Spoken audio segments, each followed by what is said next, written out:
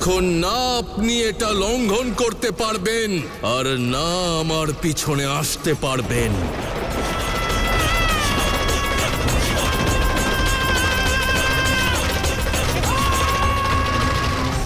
আপনাকে ভুবনেশ্বর মানে যে সংসার, তার কাছে আমিও ভুবনেশ্বরী মহাদেব।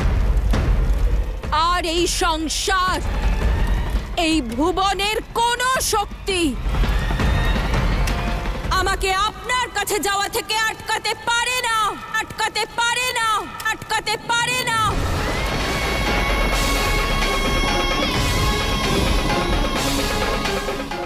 যতক্ষণ আমার মনে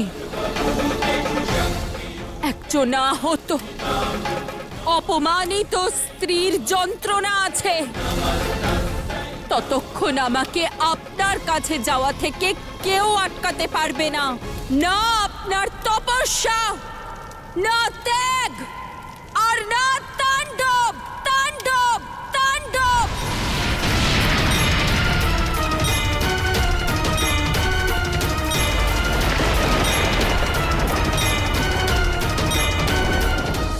আমার পিছনে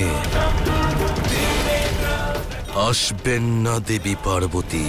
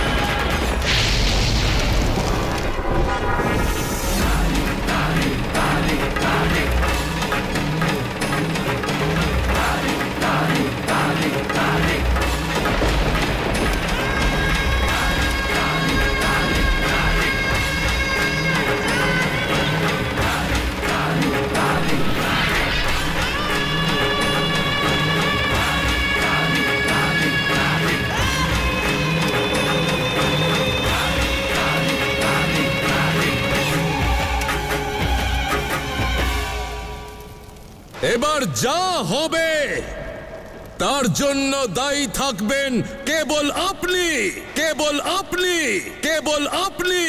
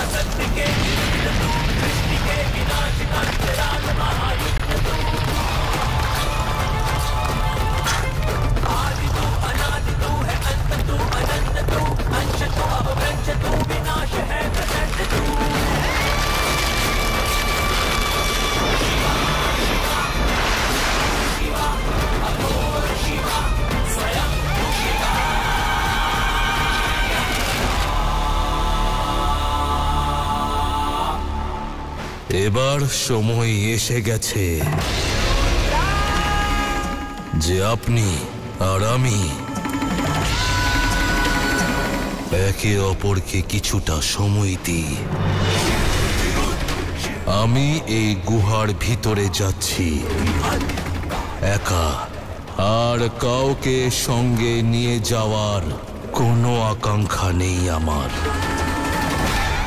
বিশেষ রূপে শক্তিকে শক্তিকে শক্তিকে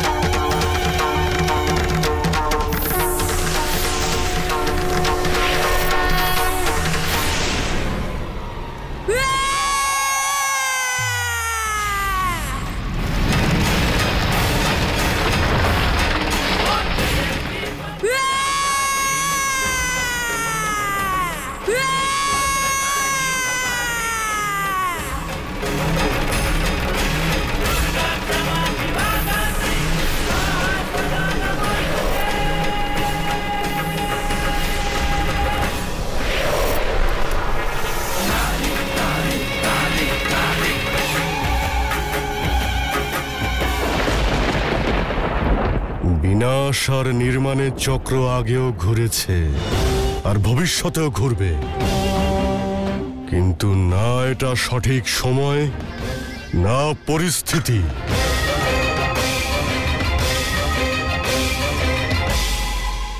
দৃষ্টিভঙ্গি অসুরগুরু, দৃষ্টিভঙ্গি। আপনার যেটা বিপদ বলে মনে হচ্ছে, আমার সেটাই সুযোগ বলে মনে হচ্ছে। সুযোগ? কি বলতে চাইছেন আপনি? শিব আর শক্তির প্রেম রূপ বদলে যুদ্ধে পরিণত হয়েছে। সংসারের রক্ষকই সংসারের ভারসাম্য নষ্ট করছেন, আর মহাদেবকে ছাড়া কে ব্রহ্মা, কে নারায়ণ, তুচ্ছ সকল দেবী দেবতা। এটাই হলো সুযোগ অসুরগুরু, সমগ্র সংসারকে নিজেদের বশে আনার। অসুরগুরু, কেউ তো আছে যে আমাদের উদ্দেশ্য পূর্ণ করতে পারবে।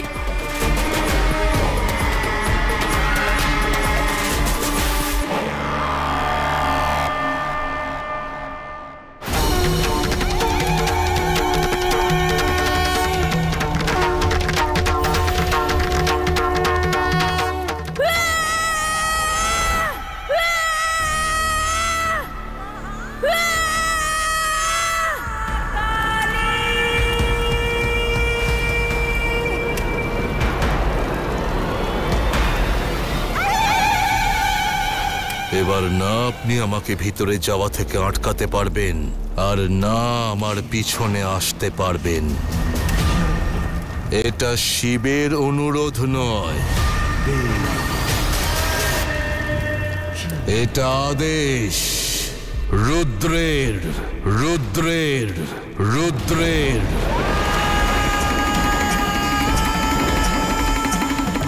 এমন কি আছে ওখানে যেখানে শক্তি না আসতে পারবে, না দেখতে পারবে? উদ্দেশ্যর আহ্বান আছে, কর্তব্যের আহ্বান আছে, যা না আপনি এখন দেখতে পারবেন আর না শুনতে পারবেন।